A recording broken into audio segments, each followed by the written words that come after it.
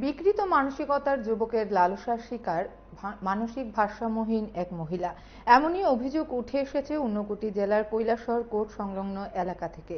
সেখানে হোটেলের দোতলায় মানসিক ভারসাম্যহীন মহিলাকে পরপর দুদিন ধর্ষণের ঘটনা সিসি ক্যামেরায় ধরা পড়েছে। এই দৃশ্য প্রকাশ্যে আসতেই ক্ষোভ ফুঁসছেন স্থানীয় মানুষ। বিষয়টি তারা পুলিশকেও জানিয়েছেন, কিন্তু এখনো পর্যন্ত অভিযুক্তকে আটক করার খবর নেই। আদালতে কাজে আসা হাসিব আলী জানান, টিফিন দোকানদার গুলজার হোসেন তাকে ফুটেজ দেখিয়েছে। সেখানে দেখা যায় 14 এবং 15 সেপ্টেম্বর ওই যুবক মহিলাকে ধর্ষণ করেছে।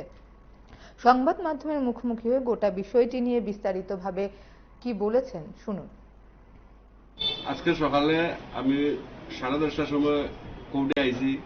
কোর্টে যাওয়ার পরে আমি আইছি তাজ হোটেলের দোতলার উপরে আইছি টিফিন করতে। তখন দোকানের মালিক আমার সিসিটিভির একটা ফুটেজ দেখাইছে, কইছে কালকে রাত্রে একটা সামান্যতম মানসিক ভারসাম্য একজন মহিলা দীর্ঘদিন ধরে এখানে রাত্রে ঘুমায়। তো ওই মেয়েটার লগে একটা ছেলে 2 দিন পর গত 14 তারিখ রাত্রে একটা দর্শন করছে মেয়েটারে, এবং গতকালকে রাত্রে আবার পুনরায় দর্শন করছে। তো আমরা দেখে জিনিসটা খুব খারাপ লাগছে।